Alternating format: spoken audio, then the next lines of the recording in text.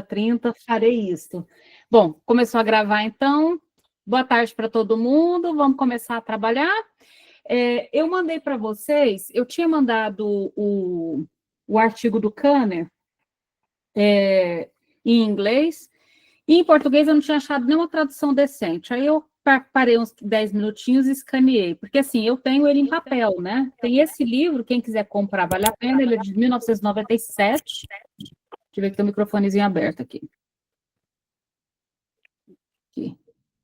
Ele é de 1997, da escuta, e dentro dele tem o último.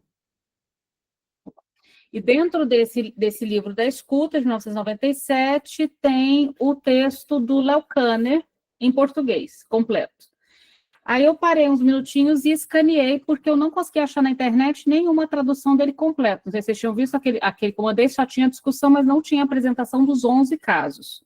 Então, eu mandei a tradução dele completa, vocês vão perceber que ele começa com a apresentação dos 11 casos, o caso 1, que a gente já falou dele, que é o do Donald, né, que morreu recentemente, 2 anos atrás, se não me engano, mais os outros 10 casos. São 11 casos muito bem descritos e que valem a pena ser lidos. Depois da apresentação dos 11 casos, o texto do Kanner vai ter a discussão, em que ele tenta analisar o que há de singular e o que há de comum entre os casos apresentados. Então, vocês estão com a tradução completa e já tinham o artigo em inglês completo também. E por que a gente está fazendo isso? E vamos fazer isso um pouquinho hoje. Pegando a proposta a provocação, na verdade, né, feita aí pelo Jacques Lamillère, que ele acha que em algum momento a gente vai ter que ter um retorno a Kanner. Eu concordo, acho que a gente precisa, vez por outra, retornar à base, aos fundamentos, aos conceitos, aos primeiros textos, até para a gente saber do que se trata, né? E um ponto muito importante quando a gente volta a Kanner é a constatação da importância de distinguir o autismo das psicoses, por exemplo. E aí vem um ponto importante. Vocês lembram que a gente tem conversado em alguns encontros sobre o desaparecimento do conceito de psicose infantil? Inclusive, lembre-se que uma semana a gente está estudando psicose infantil, você está estudando com a Luciana e a Rosana, e na outra semana a gente está estudando autismo, porque a gente precisa ter uma clareza da diferença entre as psicoses infantis e o autismo. E desde o Kanner, essa precisão ela é cobrada.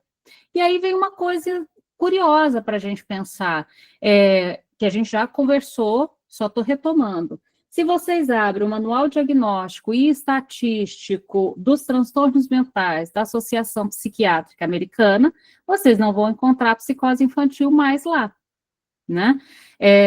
Não vão encontrar, inclusive, a gente está fazendo um artigo que eu pedi para a Luciana fazer essa parte, né, Lu, que é fazer o histórico do diagnóstico das psicoses infantis, inclusive ali nos manuais, para tentar mostrar. A gente já conversou sobre o histórico do diagnóstico de autismo, é importante a gente fazer um contraponto com o histórico do diagnóstico de psicose infantil, até para a gente poder ter essa clareza, por que tantos quadros que para a psicanálise são psicose infantil vão nos chegar no consultório como autismo, como TEA. Uma vez que no manual não tem mais as psicoses infantis, a psicose é regularmente diagnosticada a partir dos 12, 13 anos de idade, a partir da entrada na adolescência. O início antes dos 12, 13 é considerado pela psiquiatria como início precoce raro. Se é um início precoce raro, qual vai ser o mais comum?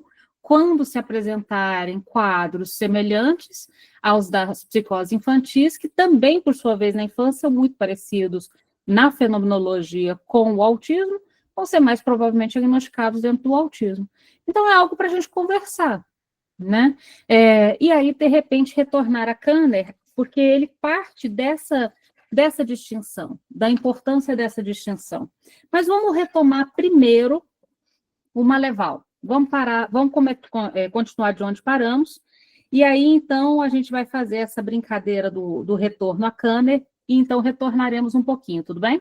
Mas fica o texto, o artigo do Kanner todo para vocês lerem. Lembrando que é um grupo de estudo, a gente não tem ementa ou meta para alcançar. Se por acaso a gente precisar ficar 2 horas debatendo um parágrafo, a gente debate 2 horas um parágrafo. Vocês entendem a diferença de um grupo de estudo para, por exemplo, uma pós-graduação que você tem que cumprir uma ementa gigantesca, 10 textos e uma aula de um sábado, né? Que é aquela... Vocês já fizeram, né? Não é o nosso caso aqui. O nosso caso é um grupo de estudo. A gente não quer cumprir tabela. A gente quer aprofundar a discussão o máximo possível. Então, vamos aprofundar. Abra um texto do Miller, que é o prefácio do livro do Maleval, A Diferença Autística, e vamos retomar aí um pouquinho. O texto é todo dividido em pequenas partes, partes bem pequenininhas. Deixa eu só ver aqui o negócio. Tá.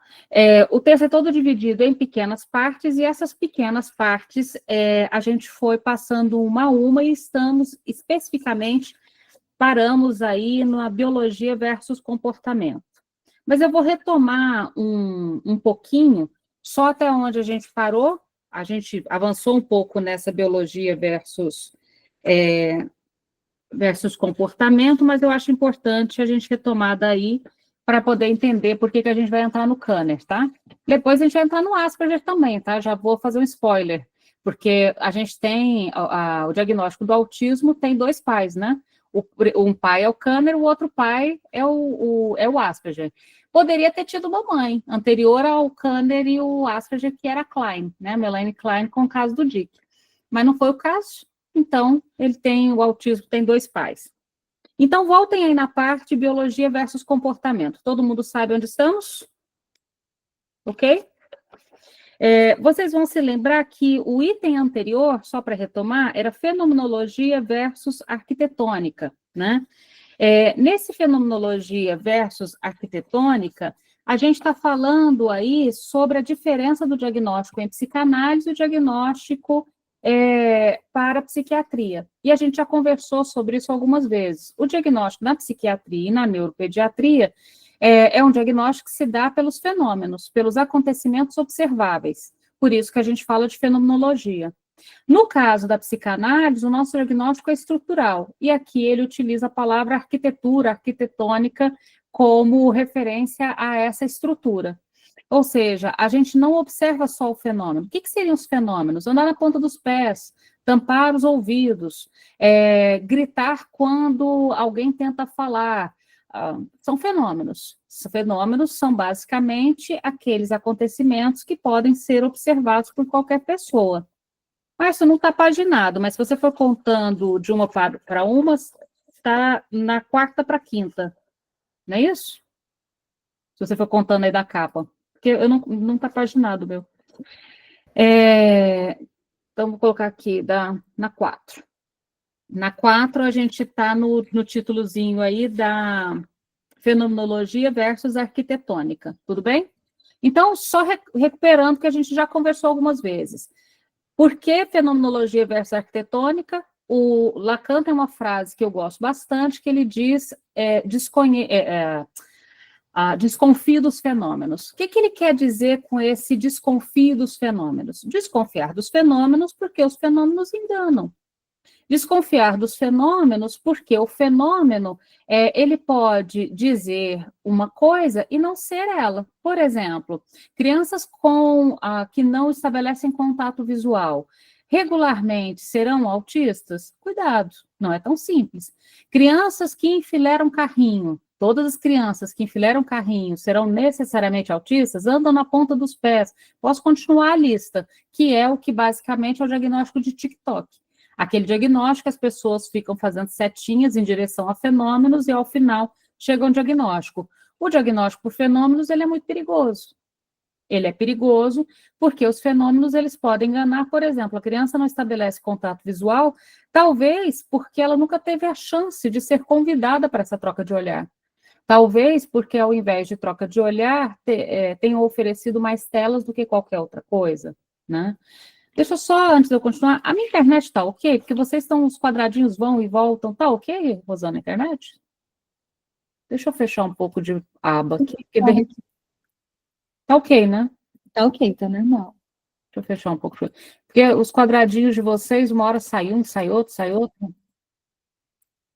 Fechei um pouco de coisa aqui para ver se fica melhor. Diga, Tati. Uai, faz tempo que você não vem. Como é que você tá? Oi, Renata, boa tarde, pessoal.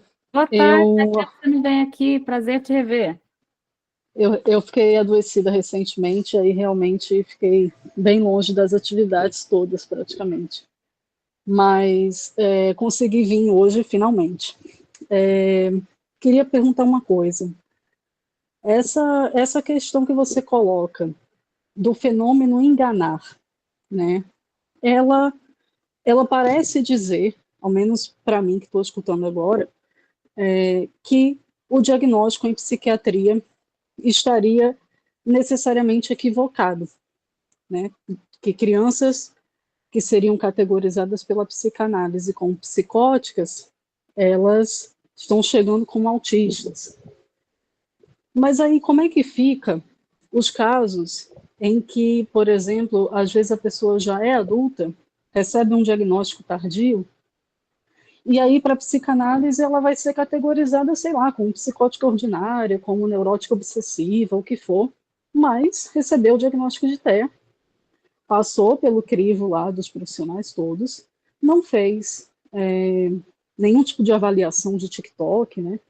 Não se trata também de, ticou no, sei lá, anda com a ponta dos pés, ou ticou na parte do, não olha nos olhos, etc. Não. Ela passou por uma avaliação séria, com profissionais sérios, de outra área, que não a psicanálise, recebeu o diagnóstico de TEA. Aí, para o analista, a condução do tratamento vai ser pensada a partir de uma neurose ou a partir de uma psicose. Mas como é que fica a parte do diagnóstico? Da pessoa, por exemplo, se dizer autista, fazer uso de direitos de pessoas autistas, utilizar crachá de identificação, ter algumas mudanças, né, específicas aí na vida cotidiana dela.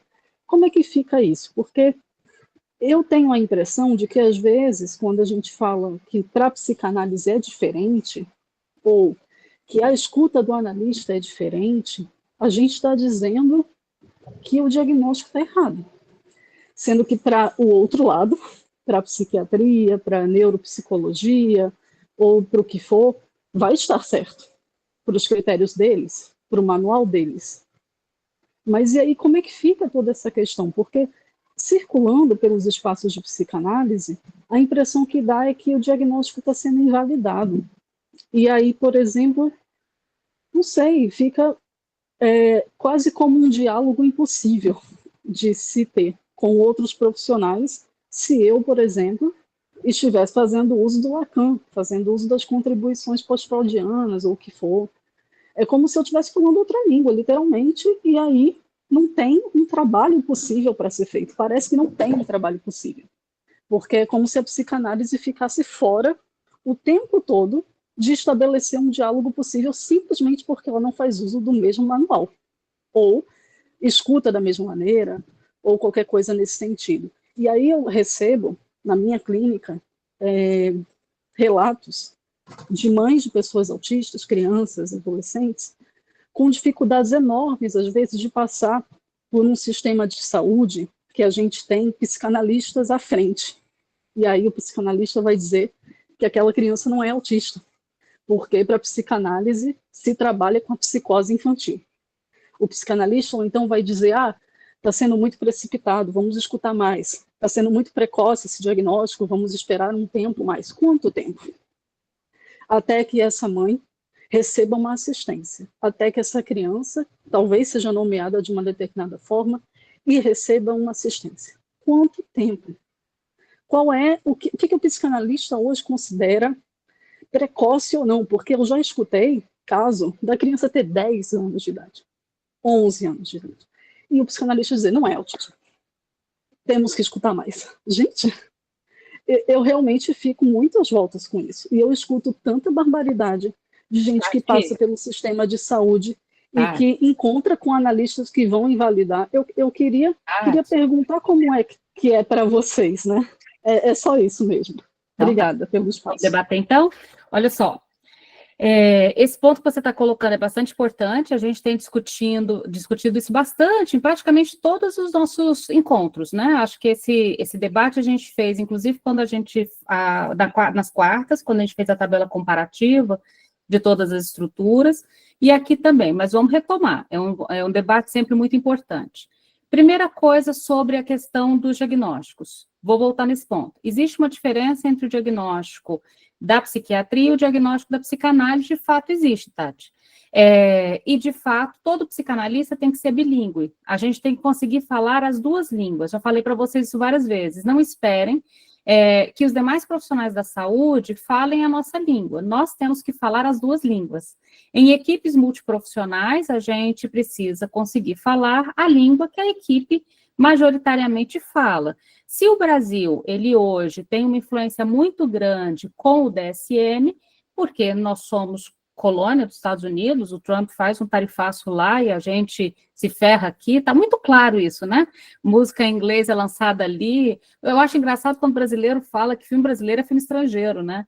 A pessoa fala assim, você viu tal filme? A gente fala de um filme brasileiro. A pessoa fala, não gosto de filme estrangeiro. Eu falei, não é brasileiro. Deixa eu te contar, você também é brasileiro, então o filme é brasileiro. Não sei se já perceberam, algumas pessoas tratam o filme nacional como se fosse estrangeiro e o filme americano como se fosse nacional. Não sei se você já percebeu essa brincadeirinha. Então, assim, pela influência dos Estados Unidos no Brasil e no mundo, nós usamos o DSM. O DSM é o manual diagnóstico da Associação de Psiquiatria Americana, né? Ele é uma referência e nós a utilizamos. Importante, então, a gente lembrar esse contraponto.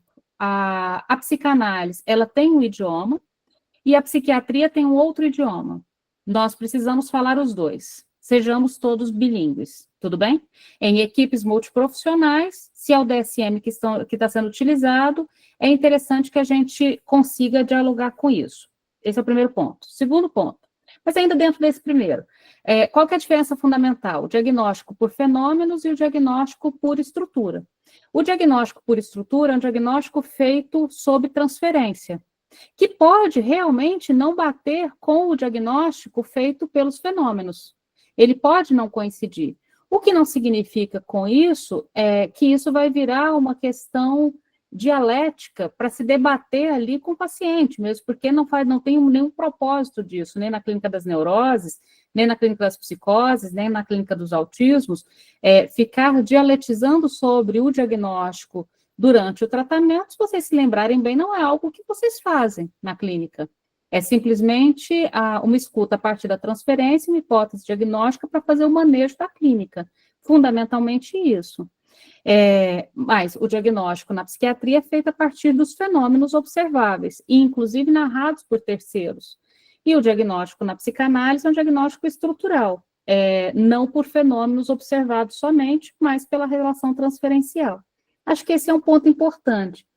Mas, seguindo aí adiante nos outros pontos, para além dessa diferença dos dois diagnósticos, em equipe multiprofissional, a gente é bilíngue, o que significa que com o sujeito dentro do consultório, você vai atuar pela via da transferência, mas com a equipe, se a pessoa ela teve essas conquistas, não há porquê, e ela está satisfeita com determinadas conquistas e direitos que se tem, inclusive judiciais, financeiros, e o Brasil se ganha tão pouco que para que você vai mexer com isso? Deixa a coisa lá. Mas, Tatiana, acho que um dos pontos principais que a gente questiona é a questão do diagnóstico precoce, não da avaliação precoce. Avaliar os sinais de risco para o desenvolvimento infantil é extremamente importante. Mas o que a gente faz diante dos sinais de risco, independente do diagnóstico, já deve se propor o tratamento.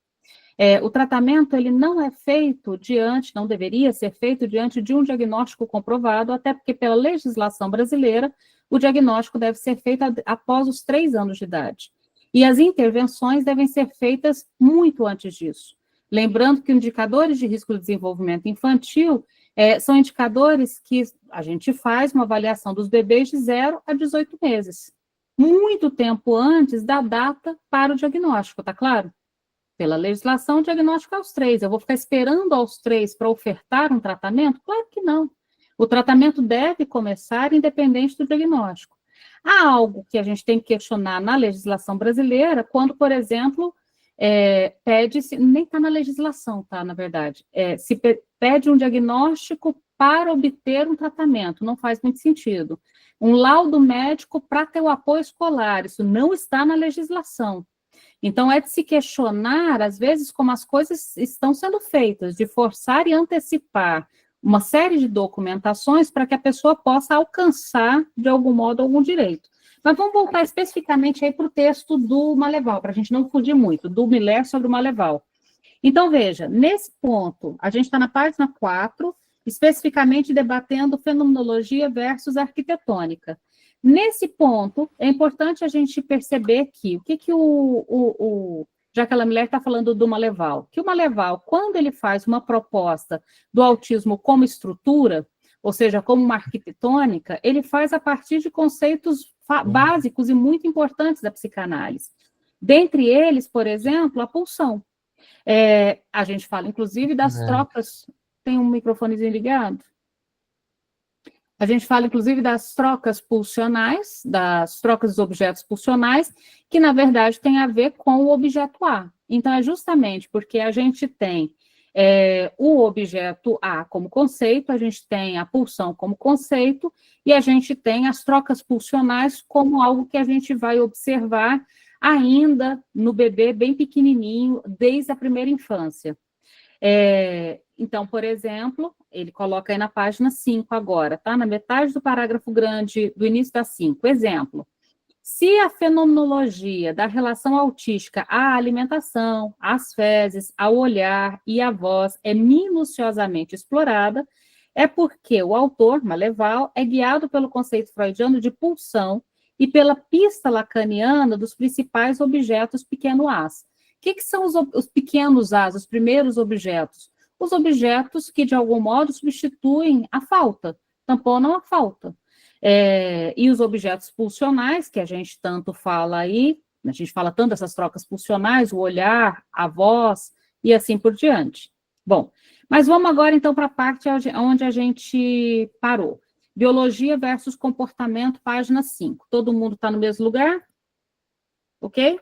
Tati, volta para o texto agora, vamos avançar no texto, depois a gente continua o debate no bate-papo, senão vocês vão perder o foco. Volta para o texto.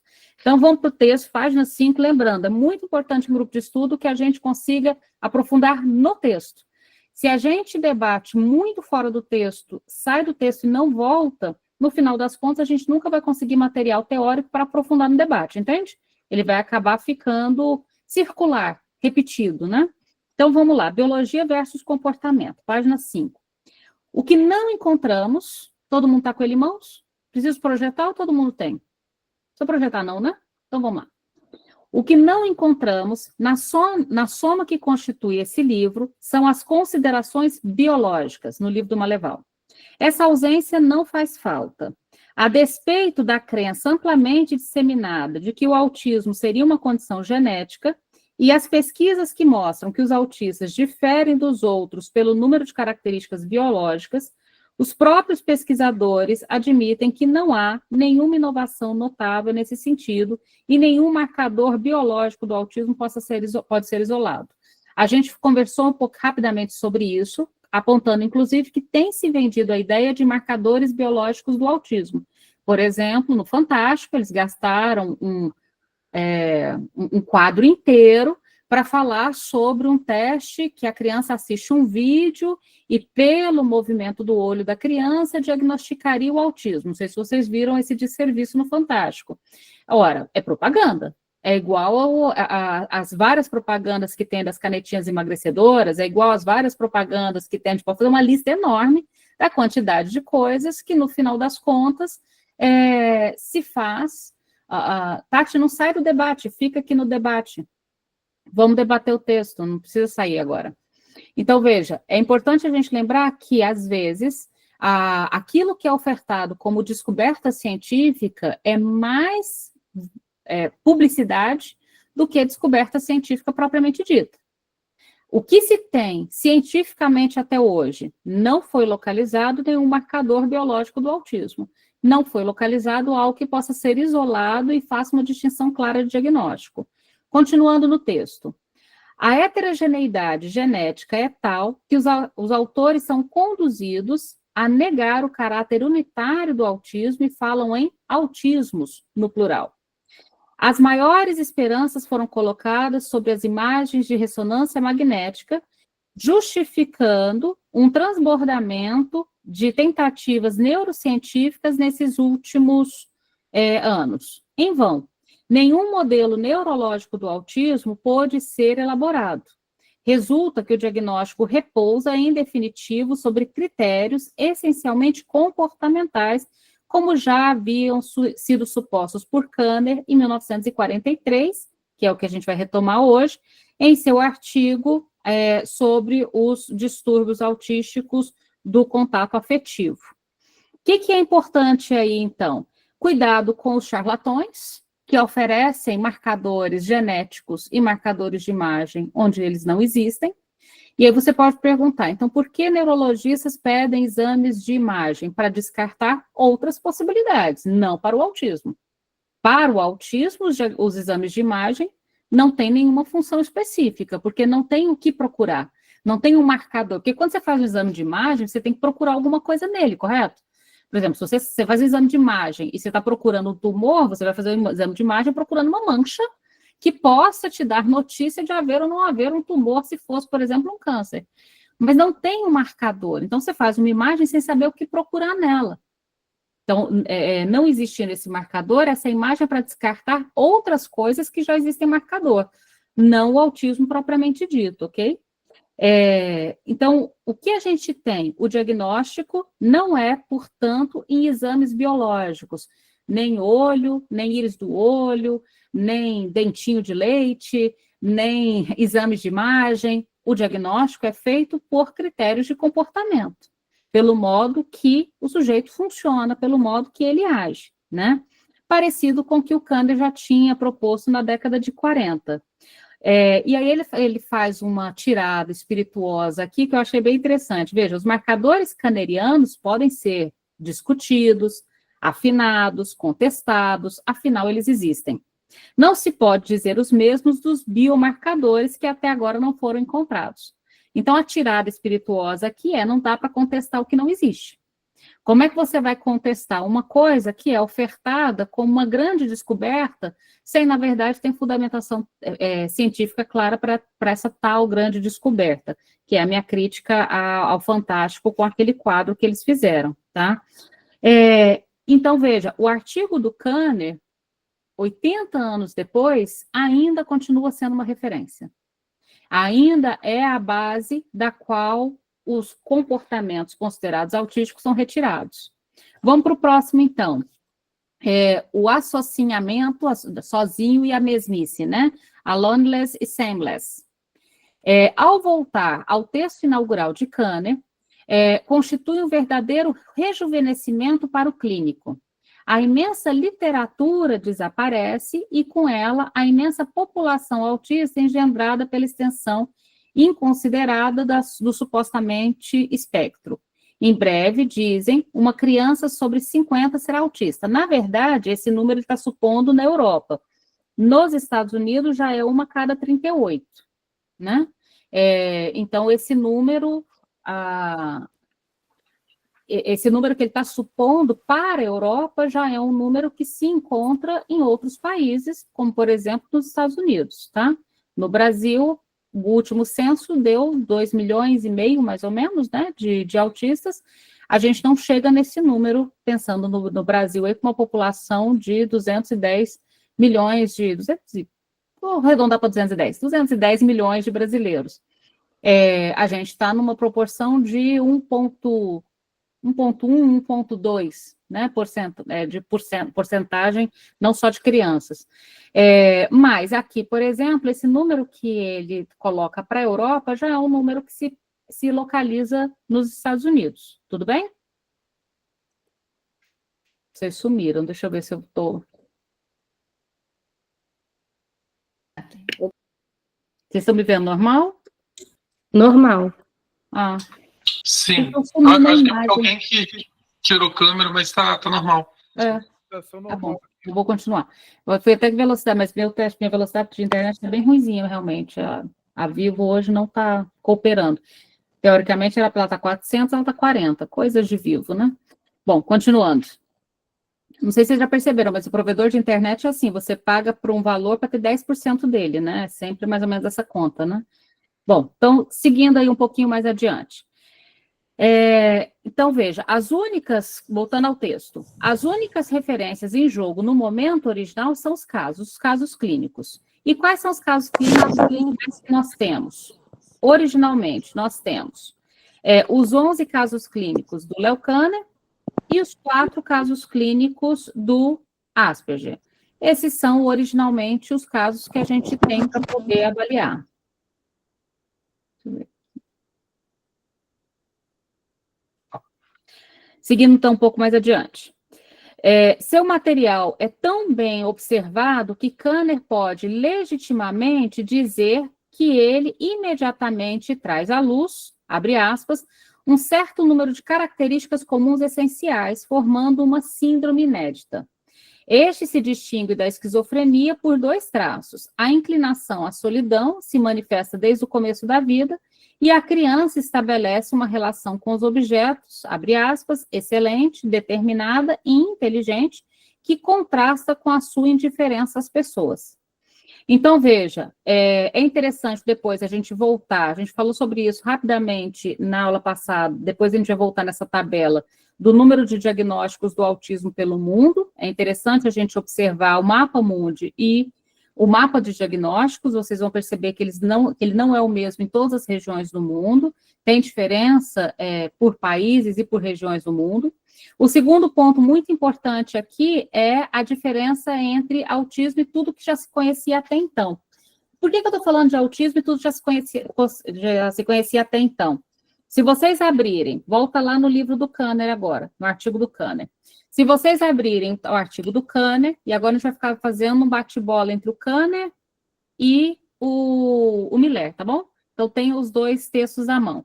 Ele coloca assim no Kanner: desde 1938, nossa atenção foi atraída por um certo número de crianças cujo estado difere tão marcadamente e distintamente de tudo que já foi descrito anteriormente, que cada caso merece, e espero que acabe por receber, uma reconsideração detalhada de suas fascinantes particularidades. Olha que interessante que o Kanner está apontando. O que ele está propondo não é achar o que há em comum. Ele está colocando considerar a consideração detalhada de suas fascinantes particularidades. Ele está dizendo para a gente olhar as particularidades, ou seja, o que há de característico no sentido de um certo conjunto, mas também o que há de particular, o que há de singular dentre esses sujeitos que participam ali. Tá? Mas um ponto principal que ele coloca é por que ele resolveu falar sobre autismo e chamar, inclusive, de distúrbios autísticos no plural, e esse plural é muito importante, porque ele percebeu que havia um conjunto de crianças que chegavam ao consultório dele que não estavam categorizadas em nada que se tinha até então. O que se tinha na época do Kanner? A psicose infantil é um dos quadros que se tinha. Então, quando ele fala que essas crianças não pareciam estar nem dentro da neurose, nem dentro das psicoses, que eram quadros que se tinha na década de 40, ele está propondo, então, pensar um outro quadro, muito parecido com esse movimento que a gente está fazendo aqui de pensar uma 4ª estrutura. Continuando um pouco, então, nas características que ele localizou como particulares a esse outro quadro, que se diferem, portanto, do que se tinha até então. Vamos seguir um pouquinho mais, veja. Quanto à competência positiva da síndrome autística, Kanner a qualifica como desejo, abre aspas. Tudo o que fazem as crianças, tudo o que elas expressam é governado de forma rígida e constante por um poderoso desejo de. Olha que interessante, esse poderoso desejo de. E poderoso desejo de quê? De ficar assozinhada, a tradução em português seria algo tipo assozinhamento, que é se fazer sozinha, né? e também de mesmice, né? Aloneless e sameless, ou seja, de se fazer sozinha e de mesmice. São características que têm em comum nas crianças observadas. E ele continua. Em seus escritos posteriores, ele dirá que essa extrema característica de se isolar e essa insistência obsessiva em preservar essa mesmice, né, é uma característica desse grupo. Então, dessa díade fundamental, Kanner deriva os traços observáveis nas experiências autísticas. Quais são os traços observáveis? A exigência do retorno ao idêntico dos elementos, uma vez encontrada em uma situação e em uma certa ordem. Então, a mesmice é isso, é a exigência de um retorno. Se, por acaso, a criança ela ficou confortável no sapato, ela vai querer retornar aquele mesmo sapato e retornar aquele mesmo sapato. Se ela ficou confortável numa certa organização do quarto, ela vai retornar àquela mesma organização e àquela mesma organização, pegando o exemplo aparentemente bobo. Mas o primeiro há uma exigência do próprio sujeito de retorno ao idêntico dos elementos, uma vez encontrado em uma situação, em uma certa ordem, voltar para essa mesma situação e essa mesma ordem.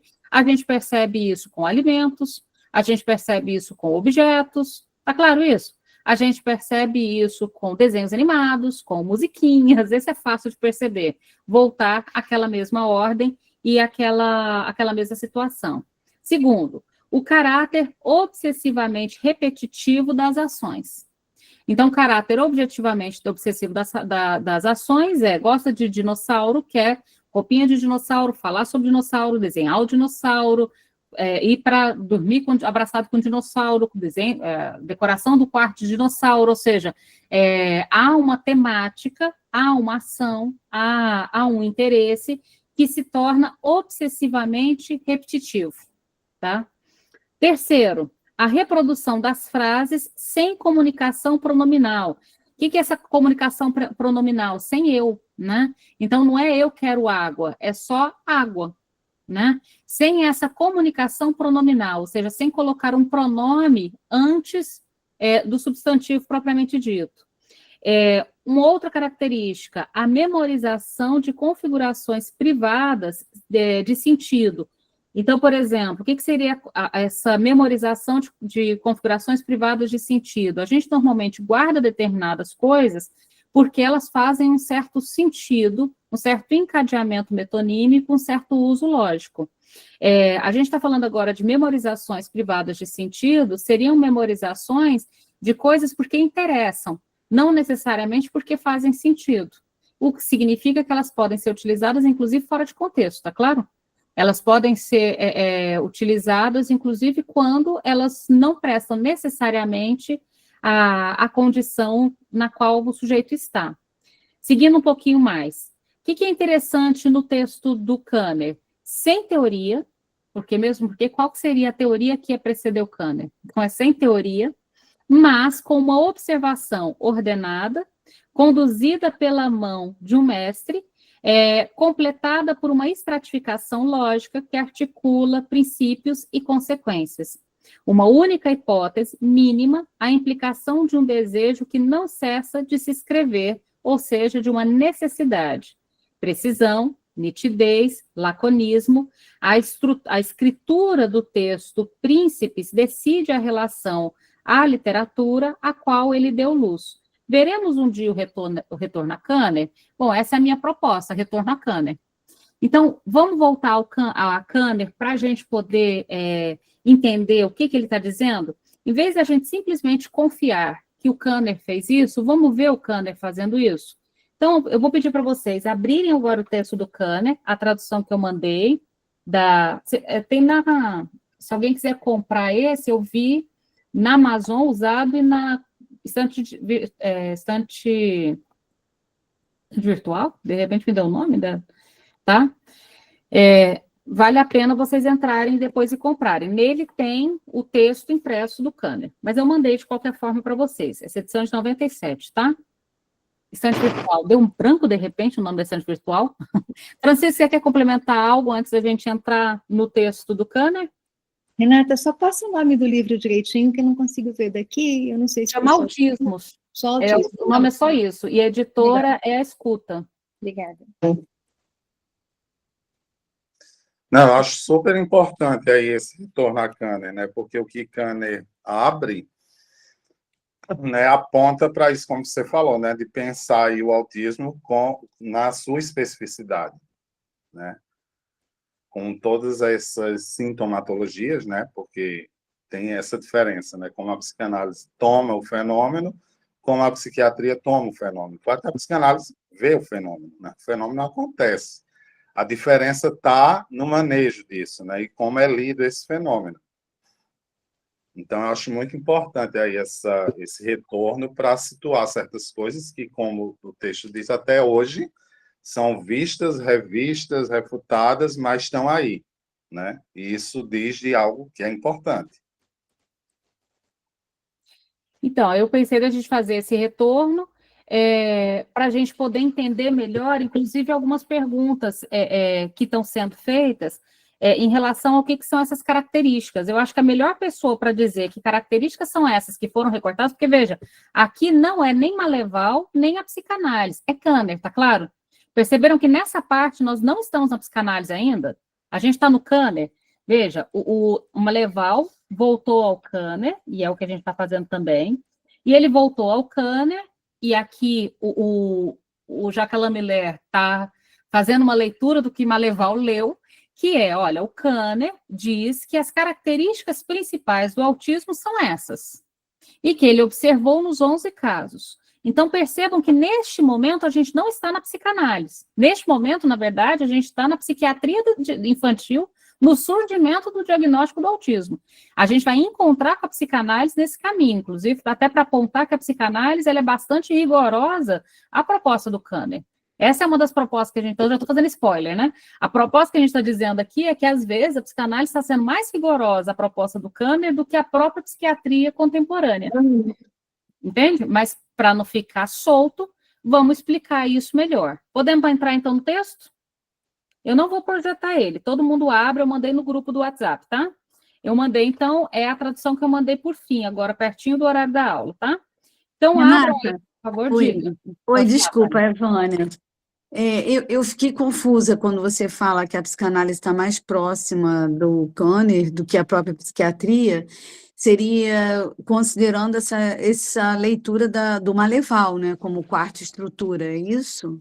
Isso, a psicanálise lacaniana, partindo do Maleval na proposta do autismo como quarta estrutura, a provocação que a gente está fazendo aqui do retorno a Kanner é justamente de que talvez os teóricos todos deveriam também voltar ao Kanner. Então, como a proposta faremos um retorno ao Kanner, faremos, por que não? Tá, então eu entendo que tomando a quarta estrutura, a gente estaria se aproximando da psiquiatria. Não entenda isso, porque aí você já está indo para a psiquiatria contemporânea. Então, é isso que eu fiquei confusa. Eu compreendi dessa maneira. Quando você falou que, retornando a Kanner, a psicanálise estaria... sei lá, eu fiquei confusa. O que você disse? Pode falar de novo. Vamos lá de novo. Bem simples. Lembra que a gente estava lendo aqui sobre o prefácio do livro da Diferença Autística, e o livro da Diferença Autística do Maleval, o Maleval se propõe a retornar tudo que já foi estudado sobre o autismo para poder apontar que a psicanálise dialoga. O que a gente está propondo aqui, Vânia, é que a psicanálise ela não é avessa ao diálogo, pelo contrário. Sempre quando a gente vai apontar a diferença entre a psicanálise e outras áreas, a gente estuda essa outra área para então dizer. Quando, isso você vai se lembrar no início do texto Maleval, ele faz uma crítica que, por exemplo, você tem determinados manuais sobre autismo que já excluem a psicanálise em absoluto de qualquer debate sobre o autismo, sem nunca ter estudado a psicanálise, sem nunca ter estudado qual a proposta da psicanálise para o autismo. O que a gente está dizendo você só pode dizer que concorda ou não concorda com uma coisa se você estudá-la. Então, para a gente poder dizer sobre a proposta diagnóstica do Kanner para o autismo, a gente vai voltar lá no Kanner para poder debater. Agora, o que vocês vão observar, aí esse é o spoiler, é que como o Kanner, ele parte dessa observação aberta, dessa coisa assim, vá para a clínica, aberto, a encontrar o desconhecido. Isso é bacana. Então, quando o Kanner foi para a clínica observar, ele não observou a partir do que ele já sabia, porque o que ele diz no início do texto é as crianças que eu tenho observado se diferem de tudo que já foi descrito anteriormente. Então, ele vai numa posição de não saber. Isso é muito interessante, que a psicanálise acolhe um a um a particularidade. Então, aí ele está sendo muito psicanalista, né? Mesmo que ele não saiba disso. Mas veja, Ok. qualquer bom observador vai partir de um ponto em comum. Quando a gente decide que a observação é a base do trabalho, é o início do trabalho, a gente vai se encontrar. Então, se por acaso a psiquiatria, a partir da observação, vai encontrar com a gente. Se a fonoaudiologia, a partir da observação, vai encontrar com a gente. Se a pedagogia, a partir da observação, vai encontrar com a gente. Todas as áreas que decidirem, em vez de partir de um saber pronto, partirem de uma observação, de um não saber, vão se encontrar.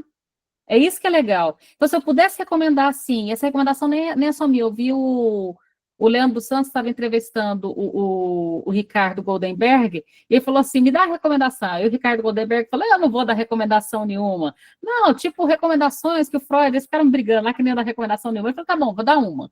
Vá para a clínica numa posição aberta. Permita encontrar o imprevisível. Permita encontrar aquilo que você não espera. Eu acho uma boa recomendação. Porque, na verdade, essa é a base da escuta flutuante. A escuta flutuante é justamente essa ideia de uma escuta aberta. Essa é a proposta do Kanner. Então, vamos voltar para o Kanner? Abram, Obrigada. por favor, então. Nada. Abram, por favor, então, o texto. Vamos para o caso 1. Por que a gente vai para o caso 1? Porque a gente já conversou sobre ele, falamos sobre a vida dele até os 80 anos. Foi publicado um livro, já recomendei para vocês. Cadê? Esse aqui, ó. Este livro, Outra Sintonia, é sobre o caso 1, tá? Então, o John Donovan e a Karen Zucker são 2 jornalistas. Se não for incômodo, Renata, tu podes fotografar as capas e colocar lá no WhatsApp? Claro, pode deixar, coloco daqui a pouquinho. Então, este Obrigada. daqui, eu mostro às vezes na câmera, Kátia, é para quem está assistindo depois o online, assiste gravado. Esse daqui, vou colocar a capa lá.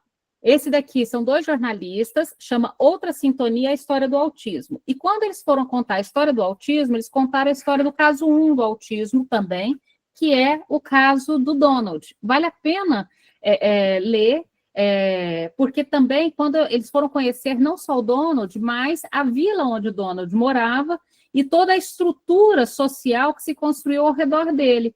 Lembrando que o Donald foi o último da família a morrer. Então, quando ele já estava idoso, perto dos 80 anos, os pais já tinham falecido e ele não tinha mais nenhum parente direto vivo. E continuou vivendo com as relações sociais que foram construídas no local onde ele vivia. E isso é muito importante. Esse caso 1. Então, depois vocês podem ver a vida dele todo nessa biografia, não é biografia, nesse livro da história do autismo que conta a história do caso 1. Então, abram aí, caso 1. No PDF, no livro mesmo, a página 112. No PDF é a segunda página, né? Caso 1. Por ocasião da primeira consulta, em outubro de 1938, Donald T. contava 5 anos e 1 mês de idade. Antes da chegada da família, vinda de sua cidade de origem, o pai enviara um relatório de 33 páginas datilografadas. Esse relatório completo de detalhes obsessivos oferecia, no entanto, uma excelente exposição dos antecedentes da criança. Já pensou que legal? Você vai receber um paciente pela primeira vez e chega um relatório do pai de 33 páginas. Você fala assim, peraí, me dá uma semana para eu estudar esse negócio aqui, depois você vai atender a criança. Vamos lá. Donald pesava quase 3,2 kg, pequenininho, né? Recebeu... nascido... Não, peraí, volta. Nascido... Não, nasceu bem. Nascido a termo, em 8 de setembro de 1933, Donald pesava, quando nasceu, quase 3,2 kg. Recebeu um aleitamento misto. Sua mãe o amamentou ao seio, complementando sua alimentação com mamadeira até o final do 8º mês. As mudanças de leite foram frequentes. Segundo esse relatório, comer sempre foi um problema. Donald nunca teve apetite normal e, ao ver crianças comendo doces e sorvetes, nunca ficou tentado a fazer o mesmo. A dentição despontou normalmente e ele andou aos 13 meses. Vê a anamnese? Não é muito parecido, assim, como é que foi a gestação, como é que foi a amamentação, e a dentição, e a amamentação, nada diferente do que vocês conhecem, correto? Muito parecido. Continuando. Com 1 ano, Donald cantarolava várias melodias sem erro. Antes dos 2 anos, possuía uma memória incomum para rostos e nomes e conhecia diversos nomes de família em sua cidade. Isso também é importante, isso vai aparecer na biografia dele até a velhice, tá? Essa questão da relação dele com os moradores da cidade. Isso guardem que isso é importante. Sua família o encorajava a aprender de cor e a recitar pequenos poemas, e ele sabia, inclusive, o 33º Salmo e as 25 perguntas e respostas do Catecismo Presbiteriano. Vocês sabem? Não, né? Eu também não sei, não. Mas ele sabia, então, o 33º Salmo, que eu não sei qual é, e as 25 perguntas e respostas do Catecismo, que eu também não sei quais são, mas ele sabia de cor. Seus pais, lembra que... volta lá no texto. Eu falei para vocês que a gente ia fazer zigue-zague. Vocês lembram que lá no texto ele fala sobre a coisa de memorizar? Vamos voltar lá, cadê o trecho exato? Aqui, ó, memorização de configurações privadas de sentido. Por que memorizou exatamente este ponto, em que momento que utilizaria estes pontos? Continuando. Seus pais observaram, abre aspas, que ele aprendia a fazer perguntas ou respondê-las apenas se elas se relacionassem com as parlendas ou coisas desse tipo, e que, portanto, com frequência, não fazia realmente perguntas, mas falava palavras isoladas. Vão percebendo? Sua articulação era clara, a fala dele era muito clara. Começou a interessar-se por imagens e logo reconheceu uma quantidade prodigiosa de ilustrações nos volumes da enciclopédia.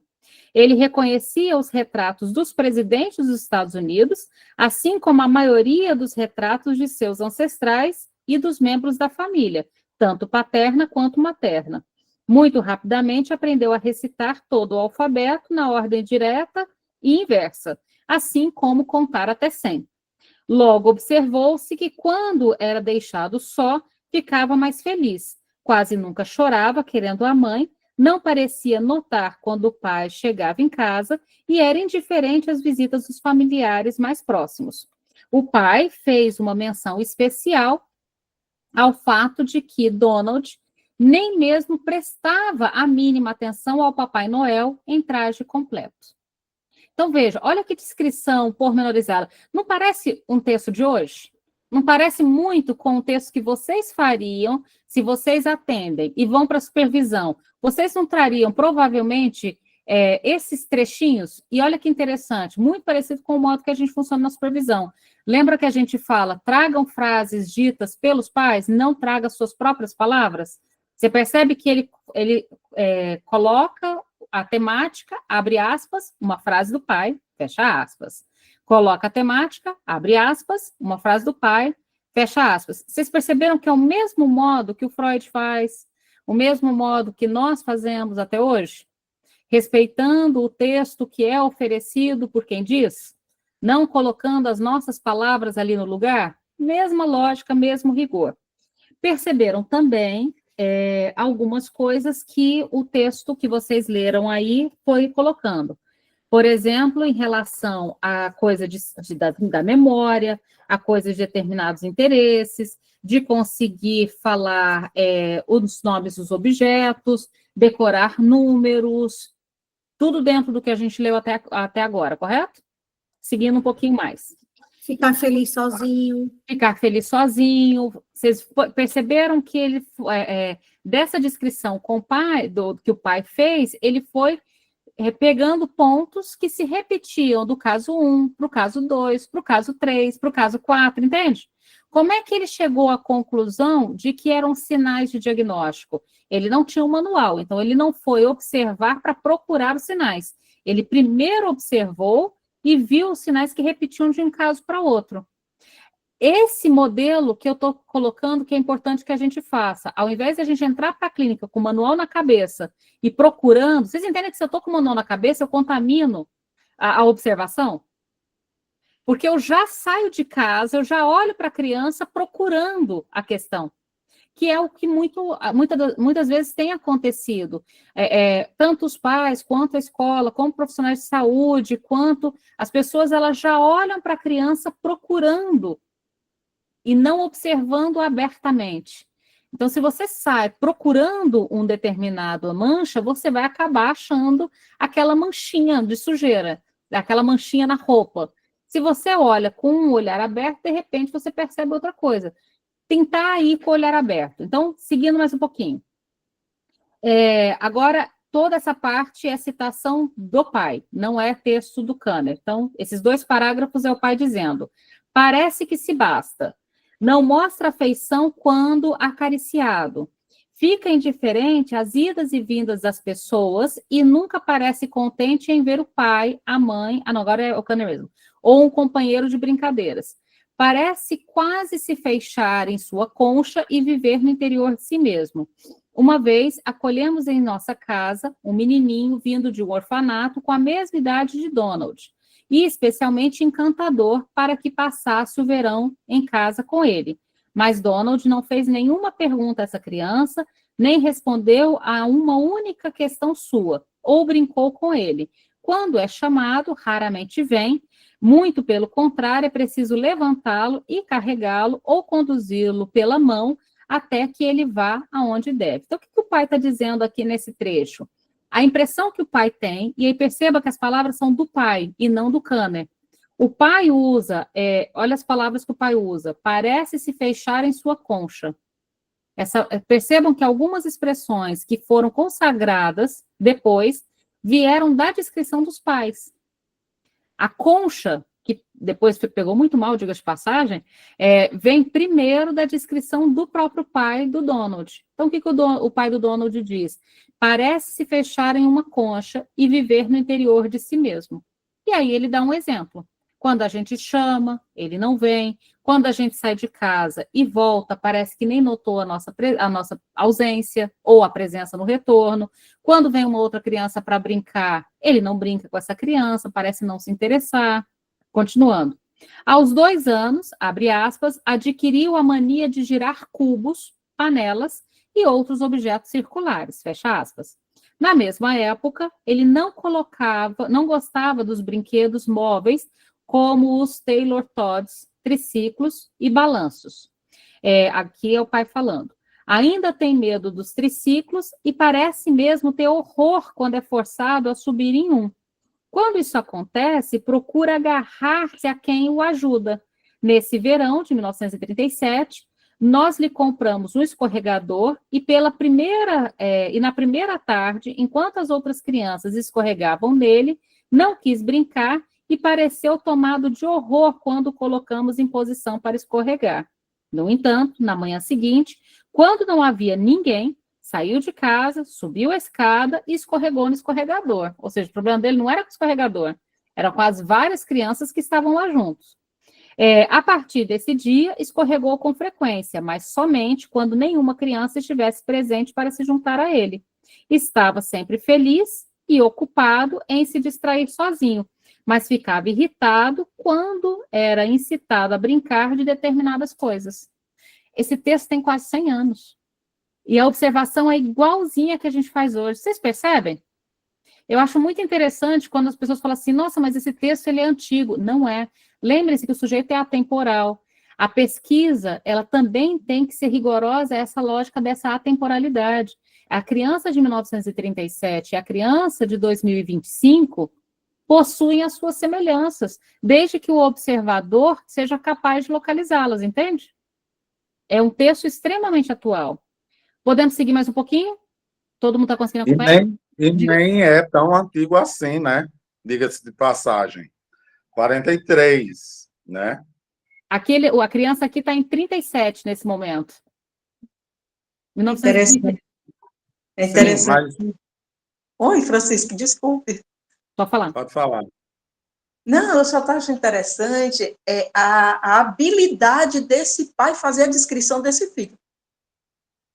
Se ele não for da área, ele era muito próximo, porque ele escreve. Eles trabalhavam, a família deles tinha um banco, Sandra. Eles eram dono de, inclusive o Donald depois trabalhou a vida toda nesse banco. Ele foi bancário a vida toda depois, esse caso 1, mas a família tinha um banco. A diferença que eu vejo hoje é que as crianças chegam os discursos dos pais, é porque ele não sobe, não para, não grita, não para de comer, derruba tudo, quebra tudo, né? Assim, palavras-chave. A gente que junte tudo para construir um texto dessa natureza. Excelente o texto, Mas maravilhoso. é isso, Sandra, você sabe o que eu acho também que pode acontecer? Como o pai do Donald não tinha nenhuma referência, ele tinha que observar tudo. Tudo. Entende? É isso que eu Sim. estou propondo. Se a gente voltar para essa situação de observar tudo. O pai do Donald não tinha visto um vídeo no TikTok ou tinha visto uma matéria no Fantástico para poder já saber o que é para procurar. Então, ele estava observando tudo. E, sobretudo, estava observando detalhadamente a singularidade do filho dele. Né? O meu filho brinca no escorregador quando não tem outras crianças. Meu filho não desce no escorregador quando tem outras crianças. O que eu pensei nesse sentido, professora, é as palavras-chave que os pais, às vezes, nos trazem para a gente construir um texto parecido com esse do pai. Sabe, assim, ele brinca, que nem você estava falando, ele brinca perto de outras crianças, ele comunica quando ele quer um brinquedo, ou ele vai lá e pega. Aí o pai diz, não, eu só vejo a reclamação. Não tem um texto que os pais possam dizer assim, não, eu observo, eu tenho visto, né? É sempre aquele discurso onde a criança produz ações com as quais não são satisfatórias, nem para os pais, nem para os vizinhos, nem para a escola, nem para lugar nenhum. Não tem uma, pelo menos assim, até onde me chego, não tem aquele discurso, é preciso você ficar construindo ali com aquelas palavras. Pai, e assim, como é que isso é feito? Não, ele rasga, ele quebra, ele atira na parede, né? Não tem assim, eu observo que isso ele faz com mais Então, frequência. Sandra, aí que vem a provocação. E aí, qual é o nosso papel? Dar tempo e fazer uma certa clínica que fomente essa vontade dos pais de observar e narrar mais delicadamente os filhos, entende? Lembre-se que a condução do tratamento é porque, às vezes, nós também somos movidos por essa pressa, nós também estamos em 2025. E quais são as principais características do nosso tempo? Pressa e falta de memória. Então, você pode ver que as pessoas reclamam fundamentalmente de falta de memória, de não se lembrarem das coisas, e se queixam da pressa. E nessa lógica, se a gente também fizer uma entrevista com os pais muito apressada, talvez também a gente vai saltar só para os incômodos, né? Me diga o que te incomoda. Isso. E aí, cuidado, mesmo que a gente veja o móvel do tratamento, a coisa inicial do tratamento é o incômodo. Mas vocês precisam, depois que recolherem esse incômodo, esse mal-estar, colocarem ele de lado e perguntarem sobre o funcionamento do sujeito, entende? Agora me conta um pouco, né, do que o filho gosta, do que ele brinca. E cuidado também, porque, por exemplo, às vezes a gente pergunta, ele brinca? Brinca. Se a gente não pergunta um pouquinho mais, então me conta como ele brinca, de repente, eu já escutei muito, ele brinca? Brinca. Do quê? Ele fica horas no celular. Porque, às vezes, o que para mim não é considerado um brincar, pode ser considerado um brincar para aquele observador. Então, ter essa paciência de puxar essa clínica de volta, e quando eu falo paciência, estamos falando de um atendimento que converse uma vez, mais longamente, outra vez se necessário. Consegue entender essa lógica? Ou seja, que não fique só tentando achar defeitos na criança, e sim o funcionamento dela. Na queixa, né, Renata? Não ficar só na queixa, porque a queixa só circula, né, Marijones? Só circula. Ok, professora, obrigada. Francisco, você quer complementar aquela hora que você ia falar? Não, não. Não? Então, vamos seguir um pouquinho. Então, olha só, seguindo aí na página 113 do livro, a terceira no PDF. Quando incomodado, tinha acessos de raiva destruidores. Abre aspas, tinha um medo terrível de levar uma palmada ou surra, fecha aspas. Hoje é proibido bater em criança, tá? Esse texto é de 1937, tá? Mas, abre aspas, era incapaz de relacionar o mau comportamento e sua punição, fecha aspas. Deixa eu só fazer uma ressalva sobre isso, atualizando para os nossos tempos.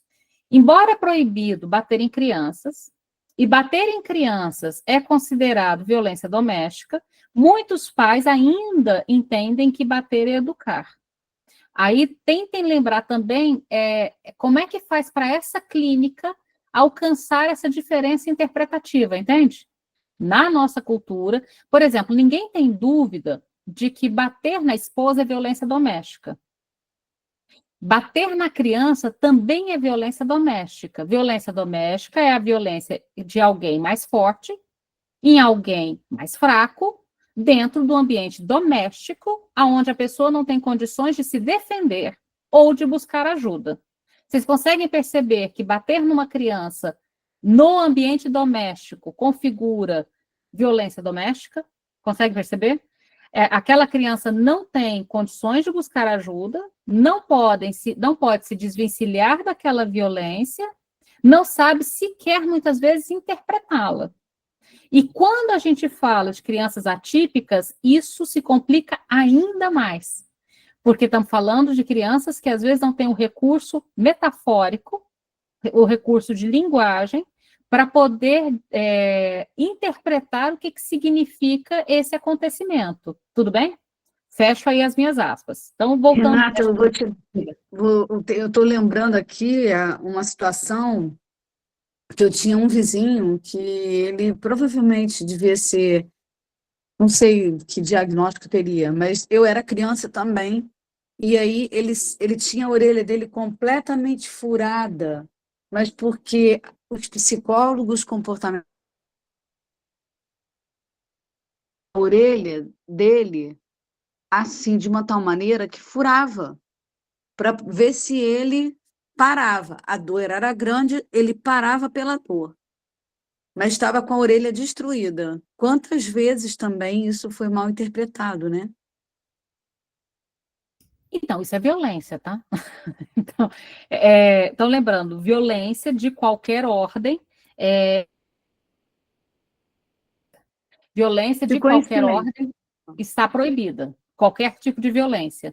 A questão é que nem sempre a violência será interpretada como violência, e aí lembre-se que a gente só vai conseguir fazer que a violência leve a essa interpretação, que violência é violência, se a gente colocar os pais para falarem. Então, a gente pergunta, então, quando a criança faz birra, né, como é que vocês reagem? Como é que vocês lidam com a situação? Sabe aquela coisa de puxando a língua para a pessoa falar? E deixa a pessoa falar, e aí, quando a pessoa falar, vocês, por favor, não deem imediatamente uma bronca, que não adianta nada, vocês não estão ali para educar, mas perguntar de volta, e você já tentou de outra forma? A criança responde de que modo? Não adianta nada. Se não adianta, por que repete? Ou seja, sabe essa coisa de fazer a pessoa primeiro escutar o que ela está dizendo?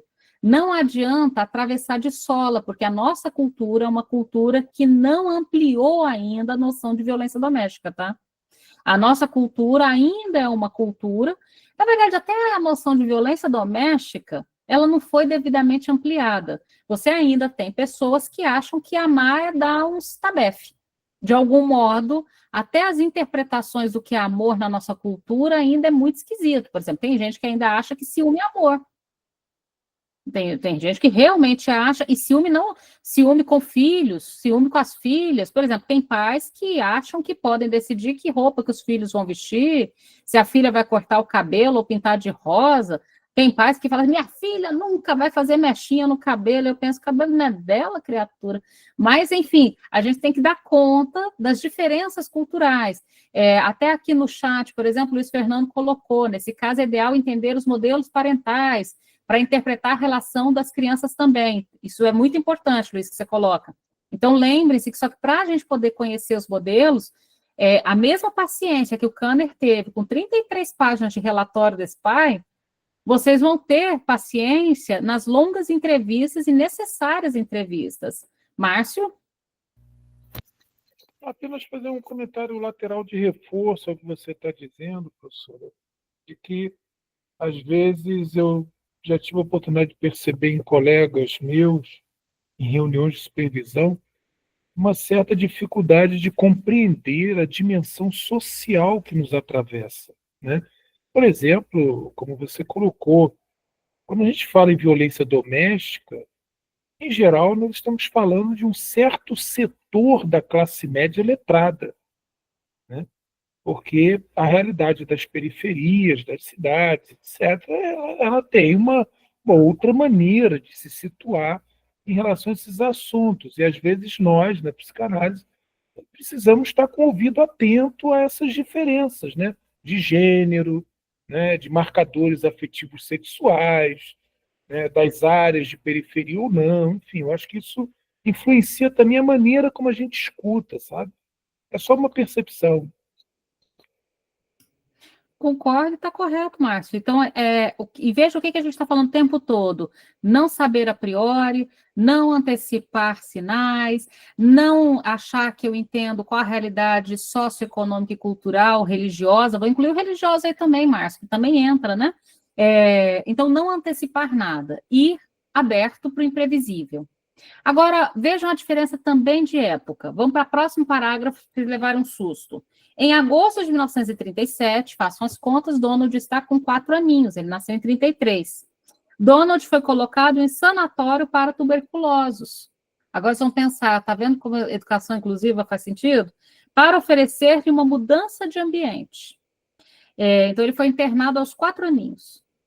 Só um parênteses de novo, para um sanatório de tuberculose. Vocês lembraram da história da loucura do Foucault? Fala a verdade, a hora que a gente vê isso, a gente só fala assim, vamos ler Foucault, né? Lembra da história da loucura do Foucault? Quem não lembrou, é só voltar lá e ler que vocês vão lembrar. Então, vamos lá. Donald foi colocado em sanatório para tuberculosos para oferecer-lhe uma mudança de ambiente. Aí ele mostrou aversão em brincar com as crianças e fazer coisas que normalmente interessam as crianças de sua idade. Engordou, mas adquiria o hábito de balançar a cabeça de um lado para o outro.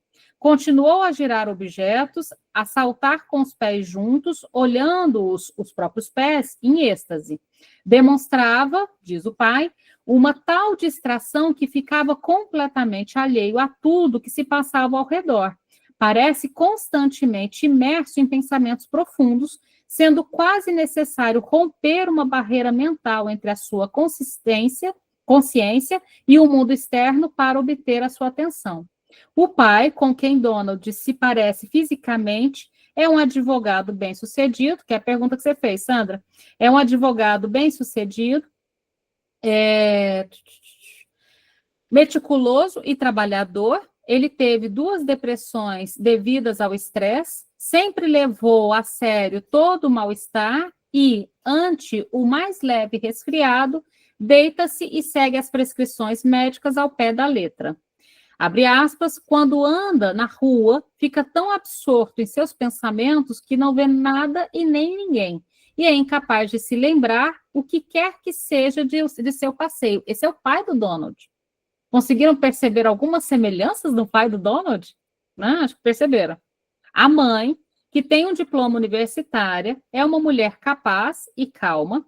Seu marido se sente extremamente superior a ela. Tiveram um segundo filho em 22 de maio de 1938. Por ocasião da consulta no Harriet Lane Home, em outubro de 39, Donald estava em bom estado somático, estado do corpo.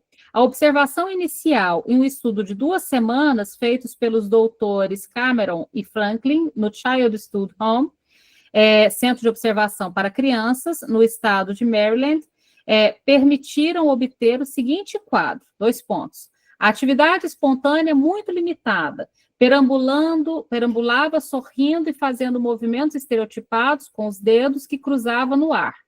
Balançava a cabeça da esquerda para a direita, bem específico, murmurando ou cantarolando com um único fôlego 3 notas. Fazia girar em torno de si qualquer objeto que alcançasse. Não parava de jogar as coisas no chão e parecia regozijar-se com os ruídos que fazia. Alinhava bolinhas, bastões ou cubos por grupos diferentes, de diferentes séries de cor. Cada vez que terminava, dava gritos agudos e saltava sem sair do lugar. Fora isso, não tinha nenhuma iniciativa e necessitava constantemente de diretivas vindas da mãe para realizar qualquer atividade, além daquelas muito limitadas que o absorviam. Dá para até imaginar a cena, não dá? Está tão bem descrito que a gente consegue imaginar a cena.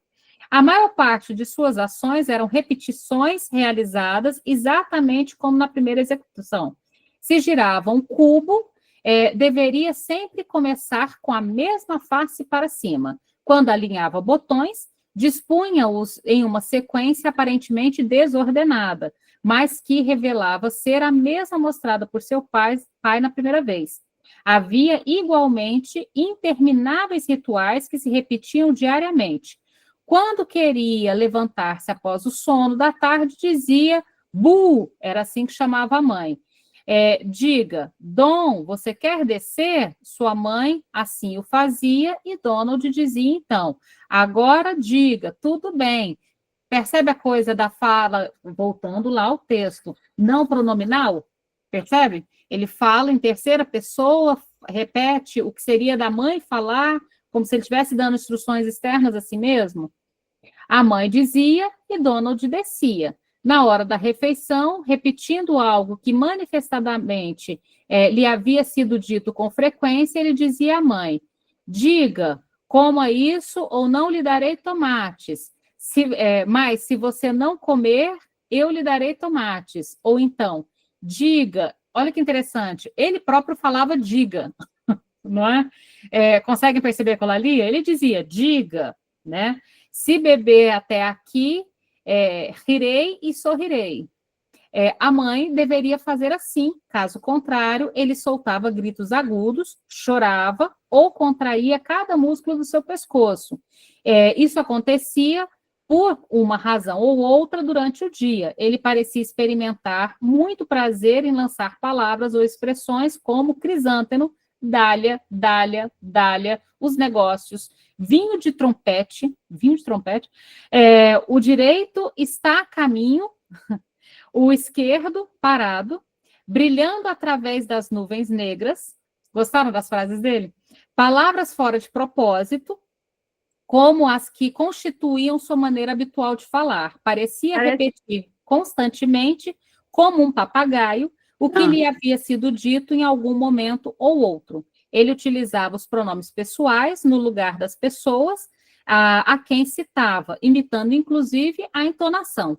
Quando queria que a mãe tirasse seus sapatos, dizia, tire seu sapato. E quando queria tomar banho, você quer tomar banho. Que é o que vocês observam do mesmo jeito hoje. Falar em terceira pessoa, falar a frase do outro, como se, em vez de falar eu quero tomar banho, falava como se fosse a mãe falando para ele. Ecolalia, né? Diga? Ecolalia. Ele Ecolalia. repete, né? Isso, ecolalia. Mas veja, Sânia, qual que é a grande sacada aqui? Nada está sendo nomeado. Esse é o jogo aqui.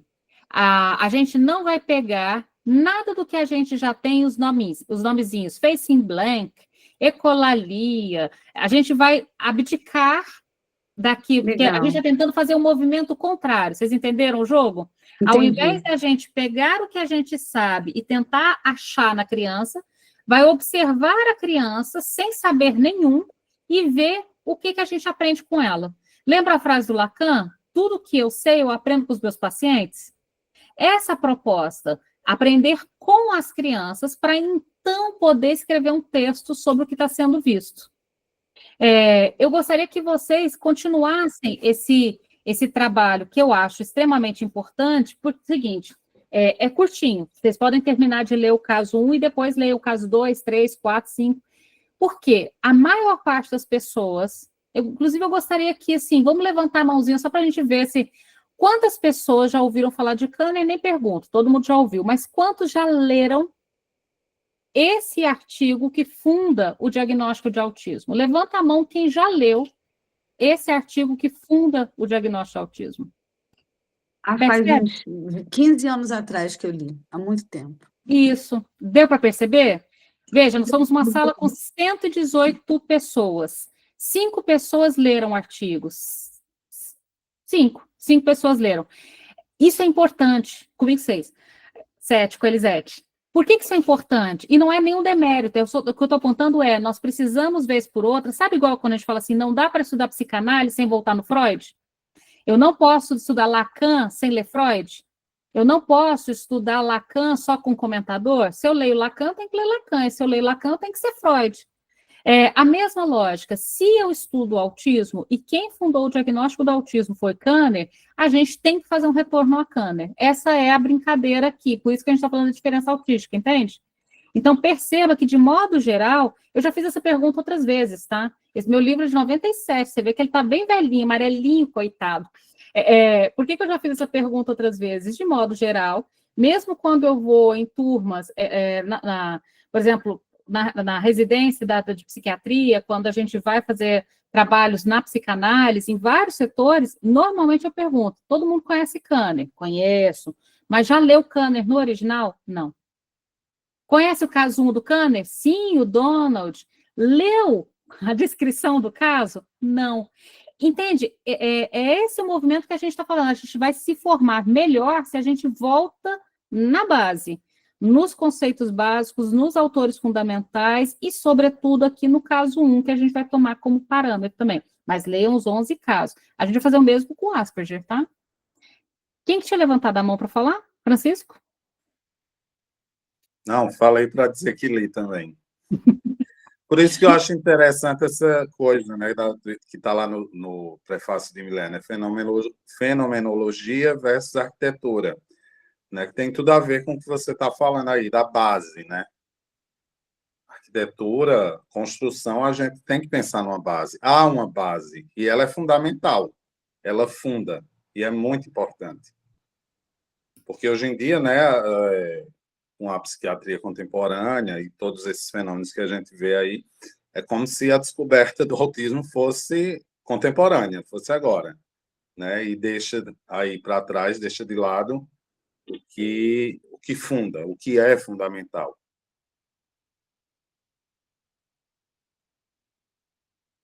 Então, eu acho que esse é um ponto muito importante. Então, se a gente tem esse texto desde 43, a gente precisa pensar o que dali ainda é fundamental e o que dali se desenvolveu para além e, na verdade, o que dali precisa retornar.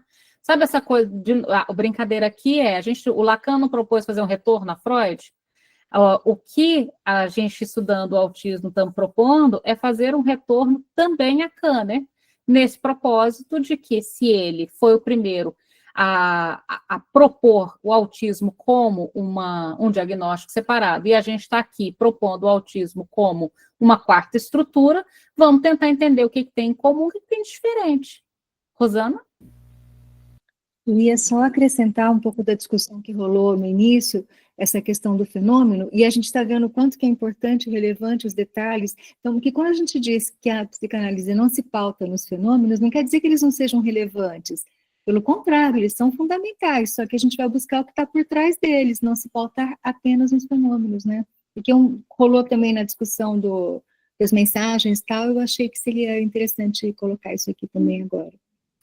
Extremamente importante. E só um parênteses também, eu coloquei aí para vocês uma matéria da BBC, deixa eu só projetá-la aqui rapidinho,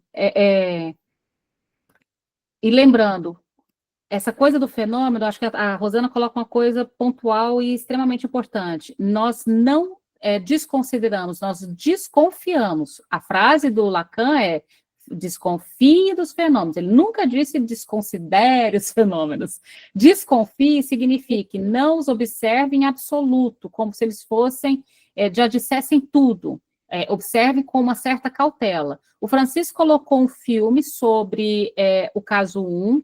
Eu propus para vocês este livro sobre o caso 1. A gente vai encher vocês sobre o caso 1. É de propósito. É porque é o caso, porque assim, quando a gente fala que a psicanálise, ela está pensando no autismo de um tempo para cá com uma amplitude maior, a psicanálise lacaniana pensando no autismo como quarta estrutura. É porque a gente precisava, dentre as coisas que a gente já debateu aqui, a gente precisava acompanhar o sujeito envelhecer. Inclusive, o Kanner também diz isso, se vocês lerem, vocês vão falar assim, olha, na primeira página do PDF, como nenhuma criança desse grupo atingiu 11 anos ainda, esse estudo deve ser considerado um relato preliminar que será completado à medida que as crianças cresçam e novas observações sobre o seu desenvolvimento sejam recolhidas. Então, como é que a gente, se as primeiras pessoas diagnosticadas com autismo nasceram na década de 30, elas estão na terceira idade agora, tá claro? Então, aqui eu coloquei para vocês, mandei no chat, essa matéria, eu acho ela bem legal, veja, como que toda uma cidade ajudou o primeiro menino, que é o Donald, caso 1, diagnosticados com autismo a superar obstáculos. Basicamente, da notícia, como a gente falou, nasceu em 33, no estado de Mississippi, filho de um advogado e de uma professora, mas ele dá notícia de uma coisa muito interessante, que é o fato de que ele sempre morou nessa cidadezinha, e quando esse é ele, ó, esse aqui é ele já jogando golfe, tá? E já idoso. Quando ele estava aqui, ó, ainda vivo hoje, aos 82 anos, ele vive em sua própria casa, onde cresceu, em uma comunidade segura, onde todos o conhecem, rodeados por amigos, com os quais se encontra regularmente, um Cadillac, ele dirige, para percorrer as redondezas, e um hobby, golfe. Uma coisa importante é que quando ele envelheceu, os pais dele já tinham falecido, então ele continuou sustentando a própria vida, cuidando do próprio dinheiro, na própria casa, quando ele já não tinha, dessa autonomia que eu estou falando. Por que eu estou colocando isso? Eu vejo muitas clínicas focadas demais em tratamento de criança e criando dependências, não autonomias.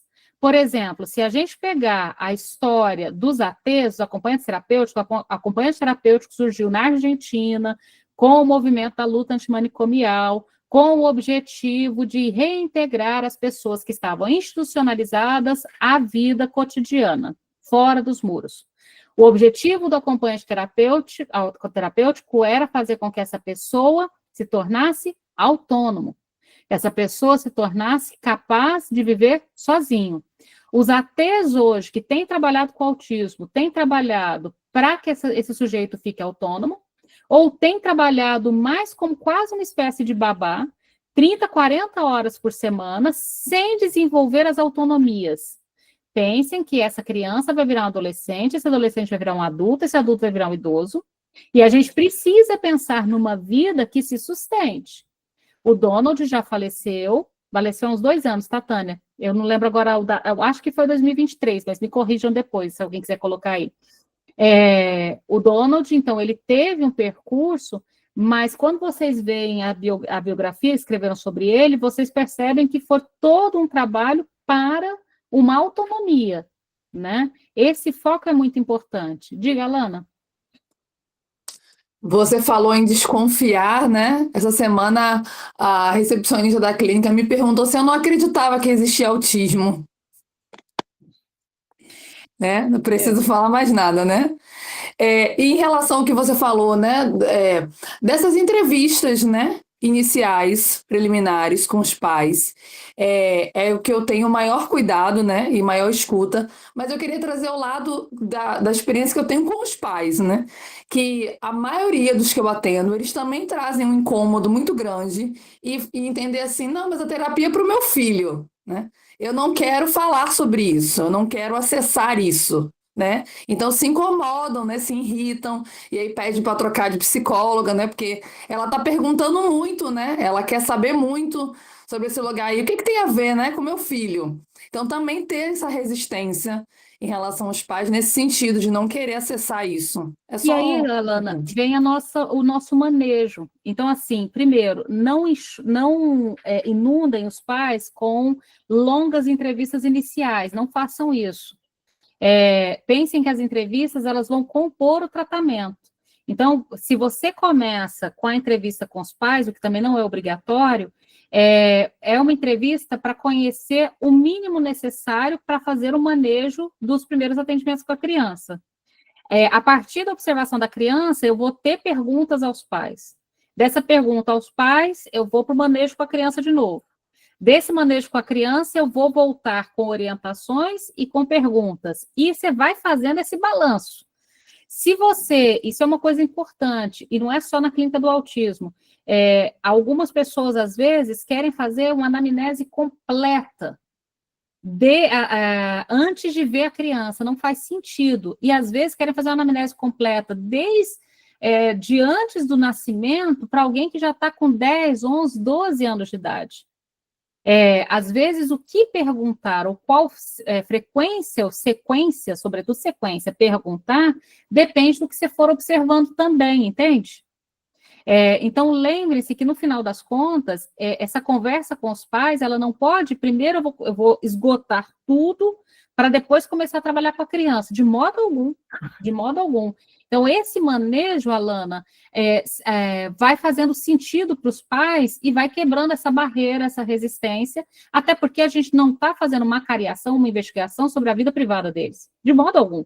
Estamos perguntando sobre o funcionamento da estrutura familiar para que, veja, a hipótese do Lacan o sintoma da criança responde ao que há de sintomático na estrutura familiar, correto?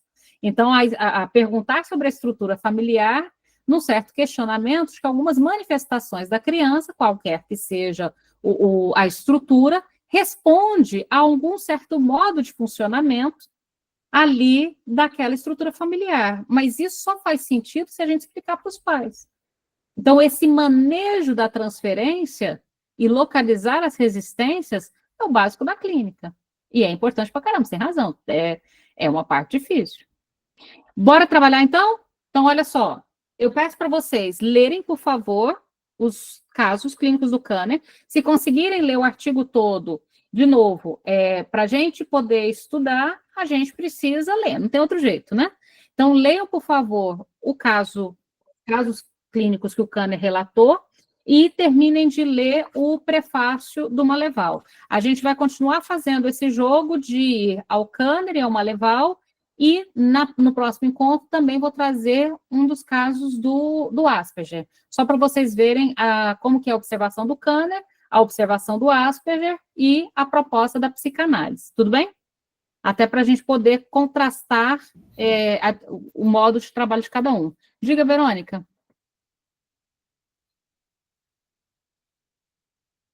Obrigado pela transmissão, professor. Então, bora encerrar? Beijo para todo mundo. É que você tinha levantado a mão, Verônica? Não, desculpa, eu apertei sem querer. Obrigada pela... Beijo para todo mundo. Professora, não esquece de colocar as capas, tá? Lá no grupo. Vou colocar agora. E lembrando, antes de esquecer, quarta-feira, às 8h30 da noite, no canal da Blusher, sobre autismo, tem o lançamento do livro da Inês. Eu vou fazer mediação com o Alfredo Jerusalinski e a Marine, do livro da Inês. O Bebê Nasce pela Boca, que é até de doutorado dela, tá? Que está relançando a segunda edição. 8h30 no da Blusher. E no grupo das 6h30, a gente vai falar sobre cura e tratamento, eficácia da cura. Vocês lembram que era esse o próximo tema, né? Na quarta-feira, e o Daniel Perez vai lá debater com a gente o assunto, porque ele escreveu um livro sobre o assunto. Certo? Mas com a Inês vai ser online também? Online também. Às 8h30 no YouTube da Blusher, o da Inês, e o nosso das quartas-feiras, normal, das 6h30 às 7h30, sobre cura e tratamento na psicanálise, com o Daniel. Certo? Tá ótimo. Vai estar no grupo, né, anunciando, né? Oi? Obrigada. Pegou? Vai estar colocado isso no grupo, né? Obrigada. Tá tudo lá no grupo, eu vou colocar de novo, mas tá tudo lá no grupo. Tá Beijo bom. para todo mundo. Obrigada. Tchau, tchau. Tchau. Tchau. Beijo, tchau. Obrigada. Valeu, Valeu.